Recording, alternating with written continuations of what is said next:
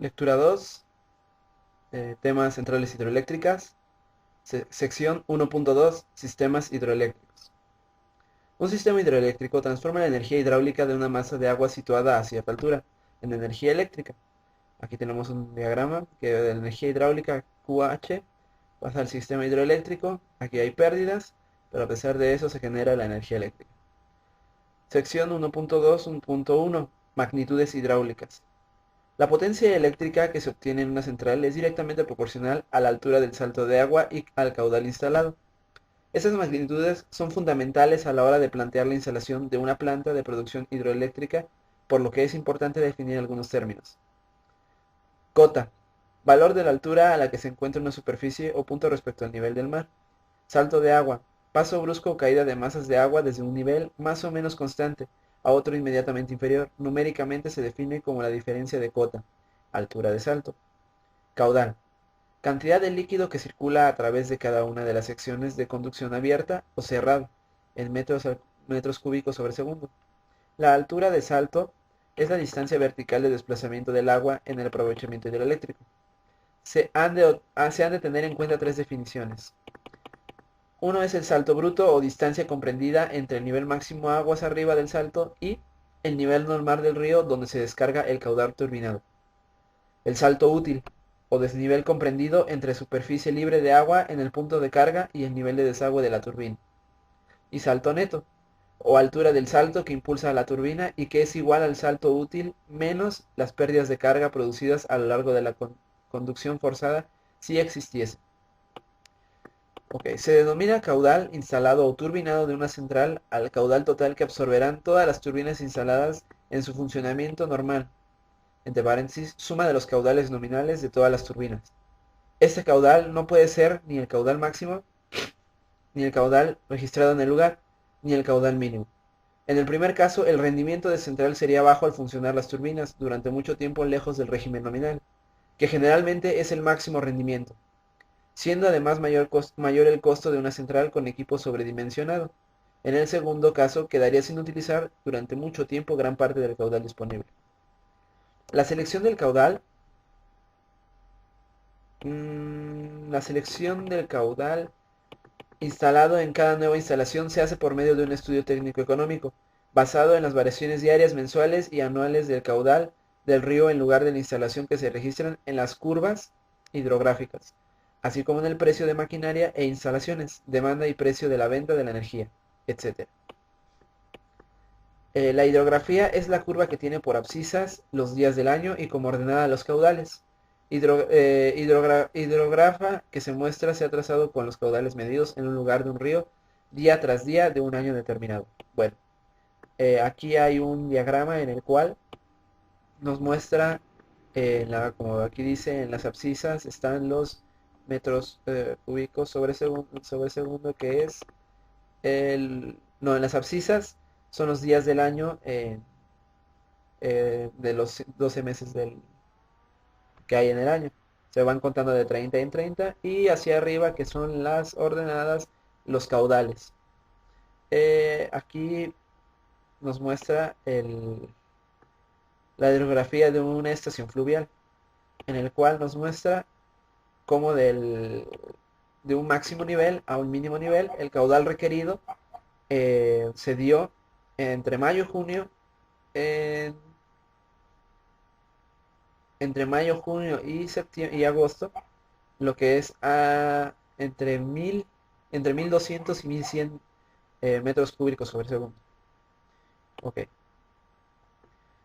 Sección 1.2.2, el funcionamiento. La energía eléctrica no se puede almacenar, debe ser consumida en el mismo instante en el que se produce. Eso significa que se debe conocer en todo momento la cuantía en la que se va a ser requerida, o al menos tener una previsión lo más aproximada posible, para estar en condiciones de generarla. La evolución de la demanda de energía eléctrica en función del tiempo se denomina curva de demanda, presentando máximos y mínimos que corresponden a las horas de mayor y menor consumo, respectivamente, denominados horas punta y horas valle. La forma de la curva se puede generalizar para los distintos días del año, aunque la cifra asociada a los puntos que representan la misma, lógicamente, varía de un día a otro. Independientemente del mes y del día, siempre hay que ajustarse a la demanda y producir con los diferentes tipos de centrales que se disponga la energía solicitada en cada instante. En ese ajuste continuo de la producción a la demanda es necesario disponer de centrales cuya potencia pueda ser fácilmente regulable, con una gran flexibilidad de operación. Las centrales hidroeléctricas presentan estas características jugando un papel muy importante en el conjunto del parque de centrales de generación de energía eléctrica de cualquier país. Son instalaciones con una alta velocidad de respuesta ante los cambios de demanda, lo que quiere decir que en unos minutos, entre 2 y 3 en los grupos más modernos, pasan de estar paradas a dar la potencia nominal.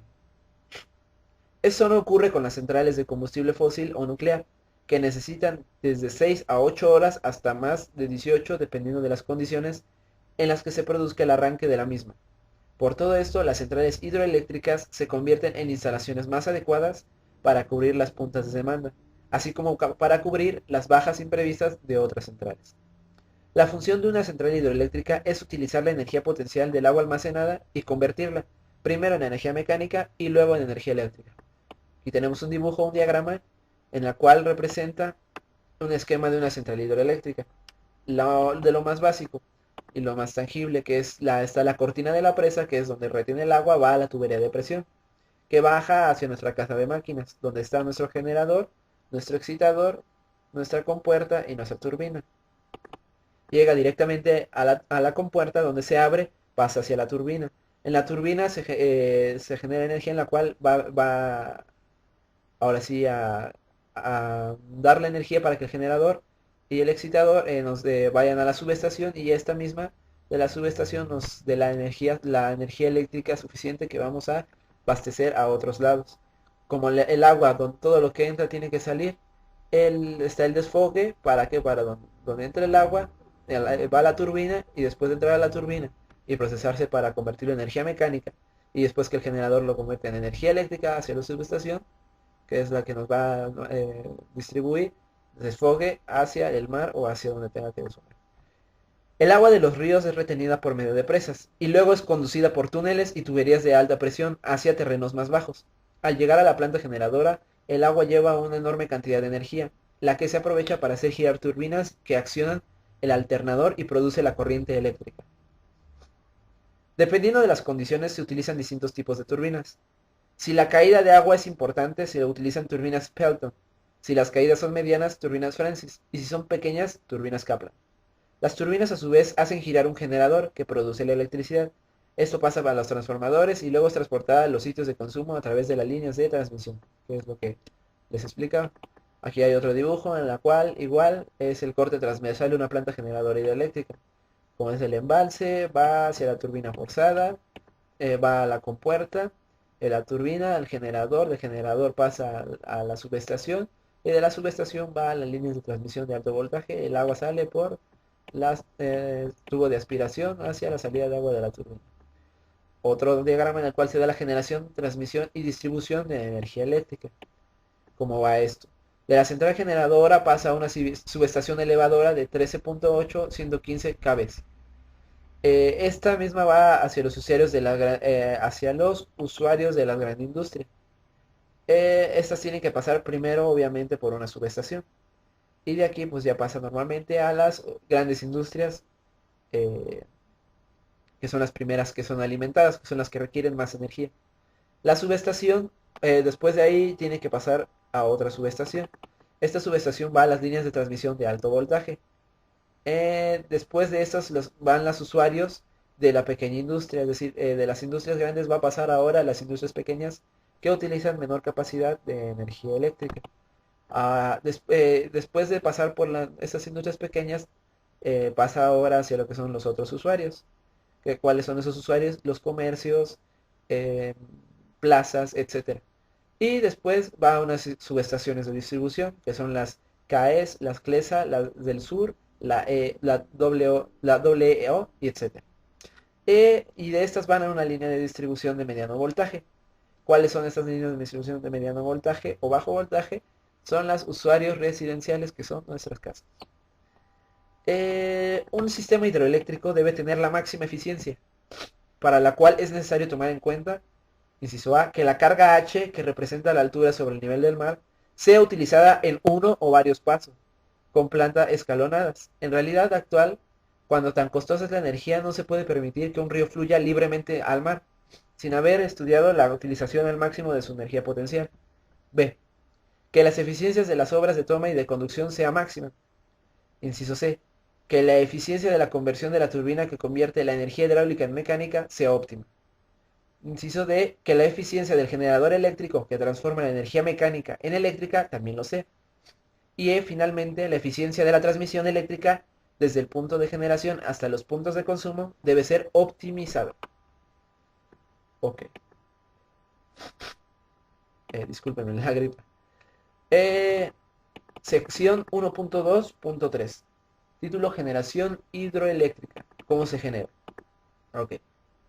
La primera central hidroeléctrica, nada más voy a dar una introducción para esto. La primera central hidroeléctrica se construyó en 1880 en Northumberland, Gran Bretaña. En el año 1882, un mes después de entrar en funcionamiento la central de Pearl Street en Nueva York, primera central térmica dirigida por Edison. Entraba en funcionamiento también la central hidroeléctrica en el estado de Wisconsin. El renacimiento de la energía hidráulica se produjo por el desarrollo del generador eléctrico, seguido del perfeccionamiento de la turbina hidráulica y debido al aumento de la demanda de electricidad a principios del siglo XX. En 1920 las centrales hidroeléctricas generaban ya una parte importante de la producción total de esta electricidad. Ok, en los países que constituyen fuente de electricidad más importantes son Noruega con 99%, Zaire 97% y Brasil 96%. La central de Itaipu en el río Paraná está situada entre Brasil y Paraguay, se inauguró en 1982 y tiene la mayor capacidad generadora del mundo. Como podemos ver, entre Norteamérica y Sudamérica, pues se chifla toda la... Ahora sí son los porcentajes que generamos con recursos hidráulicos de mayor energía eléctrica. Sumando entre ellos 26 más 18 dan un total de 42. No, 44%. Ya no se suma. Eh, sección... bajemos hasta donde está la sección 1.2.4. Clasificación de las centrales hidroeléctricas. ¿Cómo se clasifica? 1. La clasificación según el tipo de embalse. Las centrales hidroeléctricas tienen el inconveniente de la fluctuación de caudal del río, con lo cual varía la potencia disponible. La demanda de la energía fluctúa también, pero sus fluctuaciones no coinciden con las del caudal. La fluctuación de la demanda es prácticamente débil en los diversos periodos del año, pero es muy grande en las diferentes horas del día, mientras que las variaciones del caudal suele tener un comportamiento opuesto, es decir, grande en diferentes periodos del año y muy pequeña en diferentes horas del mismo día. La regulación de estas variaciones es el objeto del embalse. Inciso A. Centrales de agua fluyente o centrales sin embalse. Esas centrales se construyen en los sitios en donde la energía hidráulica disponible se puede utilizar directamente para accionar la turbina y en donde de no existir la central, esa energía se desperdiciaría. En ellas el agua no turbinada se derrama por el aliviadero de la central. Se subclasifican en centrales con reserva, que es diaria o abdominal, o sin reserva. La pequeña acumulación existente en los centrales con reserva no merece el nombre de embalse. La mayor parte de las centrales pertenecen a esta categoría, existiendo gran número de centrales de agua fluyente con reserva abdominal.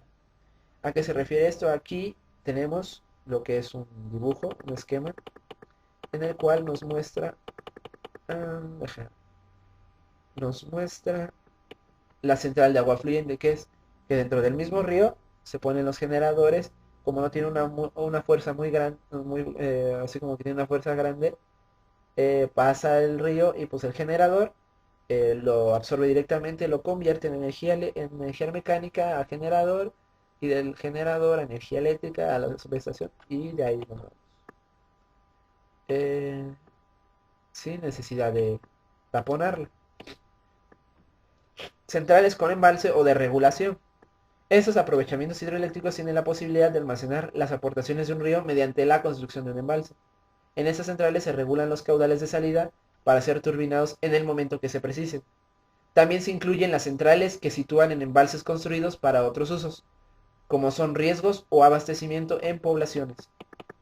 Aquí tenemos la figura central de regulación, que cuál es la que está en si más no recuerdo, con centrales